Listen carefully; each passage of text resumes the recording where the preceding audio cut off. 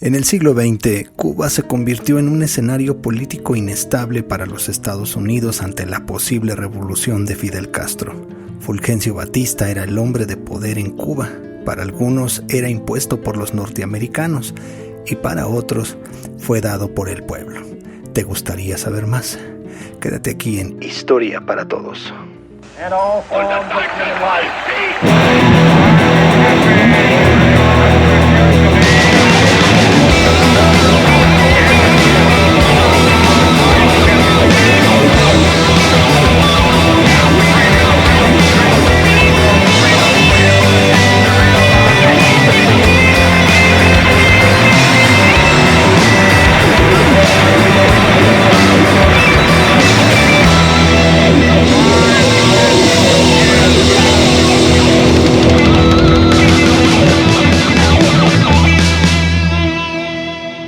Fulgencio Batista fue conocido por varias características, entre muchas de ellas como un hombre corrupto que puso sus intereses personales por encima de las necesidades del pueblo cubano. También es conocido por la huida al exilio la madrugada del 1 de enero de 1959 junto con sus generales más cercanos y varias docenas de miembros de su familia, dejando el camino libre para la revolución cubana. La política veía mal al mandatario. A sus ojos era un lacayo de la mafia y de los intereses de Norteamérica, y su imagen en el propio país no era la más favorable, y más hablando del vocero de la Revolución Cubana. Esto es lo que salta a primera vista, o es lo que sabemos sobre este mandatario, pero vamos a echar un ojo un poquito más a su historia. Fulgencio Batista y Saldívar nacería en lo que hoy se conoce como extrema pobreza y su padre era cortador de caña de la United Fruit Company y posteriormente este joven interrumpió sus estudios por la desafortunada muerte de su madre y trabajó en todo tipo de cosas para mantener a sus 3 hermanos menores. Entre esos trabajos, empezó su carrera en la política más o menos durante 25 años de su vida. Sus inicios fue ser taquígrafo para el ejército y fue ascendiendo, y cuando cayó el gobierno del presidente Gerardo Machado en 1933, podemos decir que su carrera política tomó un sentido más serio y fue ascendiendo. A la salida de este mandatario, la isla se sumió en el caos y las facciones políticas se vieron envueltas en una guerra literal en las calles de Cuba. Para ese entonces Batista era sargento del ejército y formaba parte de una conspiración militar para derrocar a otro gobierno respaldado por los Estados Unidos, y esto tuvo éxito. La historia la conoce como la Revolución de los Sargentos, el 4 de septiembre de 1933, y marcó el comienzo de la primera revolución cubana en el siglo XX, o también conocida como la Revolución del 33. Fulgencio Batista sabía que soldados y oficiales no podían gobernar y astutamente hizo alianza con los estudiantes de la Universidad de La Habana, y al ganar marcó el inicio de varias reformas laborales y desafió el dominio de los Estados Unidos. Cabe mencionar la odiada enmienda Platt, que otorgaba a los norteamericanos intervenir en Cuba cuando sus intereses estuvieran en juego, y esto lo hacían, cada que querían, ¿no? Se dice que Batista tuvo acercamientos con Estados Unidos para poder derrocar de un golpe político al gobierno de Grau en 1934, pero eso lo dejamos a tu juicio o para otro video. Bien, ya la caída de este gobierno en el año mencionado, las reformas continuaron su curso y los Estados Unidos acordaron reincidir la enmienda Platt ese mismo año, 1934. Y esta revolución de sargentos tuvo un punto muy fuerte a su favor y lograron una mayor autonomía para Cuba.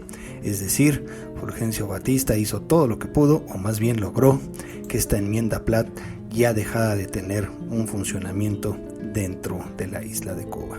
Posteriormente se inició un programa de educación rural dirigido por el ejército que se centraba en la alfabetización y la salud pública. Se construyeron en aquel entonces 1000 escuelas en regiones aisladas de toda la isla.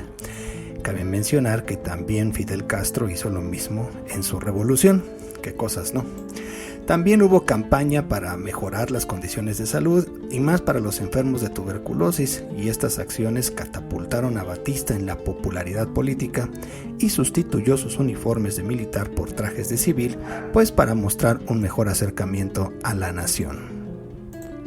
Batista también favoreció la causa de los derechos civiles en la isla mediante la integración racial en la oficialidad del ejército, que estaba dominado por, valga la redundancia de la frase, oficiales de origen europeo. Eso sí, cualquier oposición que encontraba en el camino, como la del presidente Mariano Gómez, pues hacía lo que podía para quitarlo y continuar hasta lograr su objetivo principal, ser el hombre de Cuba como presidente.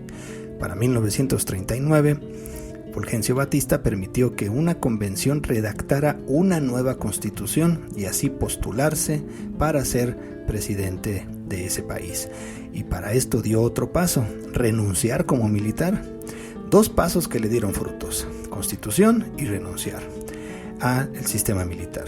Cabe mencionar que su contrincante era Ramón Grau, y esta disputa por el poder dio unas elecciones justas, según la historia cubana, y el resultado fue que Fulgencio Batista obtuvo la máxima de votos y se convirtió en el presidente cubano. La Segunda Guerra Mundial llegó al mundo y Estados Unidos tuvo que ceder hasta cierto punto demandas para mantener una alianza, y una de ellas fue el programa de infraestructura a cambio de apoyo cubano a la guerra.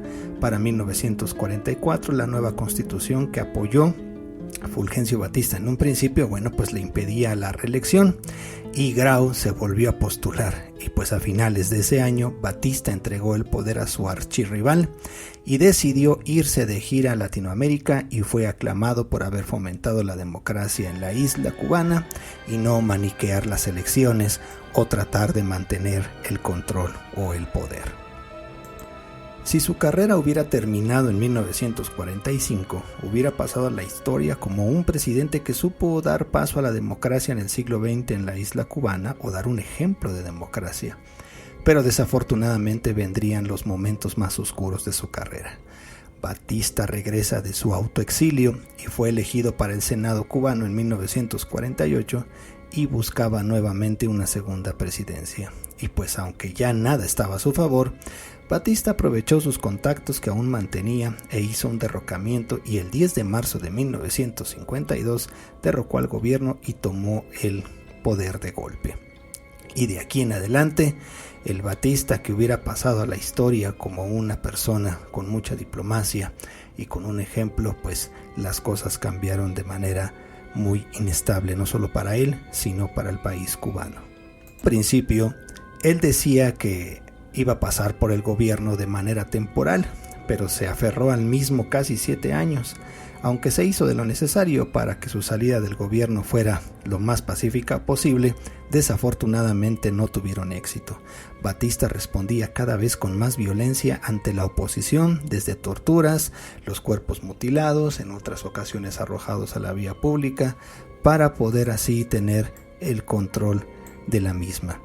Si es cierto que Batista no inventó la corrupción que ya existía en el gobierno, la llevó a nuevos niveles, y si había algún proyecto de construcción e infraestructura, se pasaba por el soborno para llegar a buenos fines. Dichos trabajos, como los famosos juegos de azar en todas sus formas, desde la Lotería Nacional hasta los casinos, eran controlados desde La Habana por el gobierno, y se dice que esto le permitió a Fulgencio Batista amasar una fortuna de más o menos $100 millones gracias a la corrupción. Las acciones del mandatario hundieron a Cuba en una guerra civil contra Fidel Castro y sus revolucionarios. Fulgencio mantuvo el poder como pudo, y a finales de 1958 tomó la decisión de abandonar la isla cuando se dio cuenta que varios de sus generales conspiraban contra él. Y cuando se fue de la isla dejó un caos y cerró la puerta a la democracia, a las nuevas generaciones, y cientos de sus partidarios fueron ejecutados por la milicia de Fidel Castro, y vivió el resto de su vida hasta 1973 en un relativo lujo en Portugal y España, escribiendo varios libros tratando de defender su legado y hasta cierto punto su inocencia.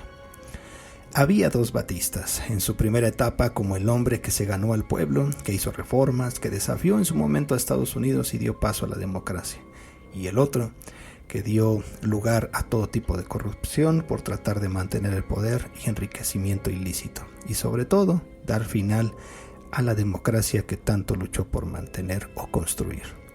Este fue el mandatario. A tu juicio lo dejamos si fue un héroe o un villano. Eso, insisto, lo dejamos a tu opinión. Si el video te gustó, dale pulgar arriba y compártelo. Recuerda que estamos también en TikTok para que nos sigas. Esto fue Historia para Todos.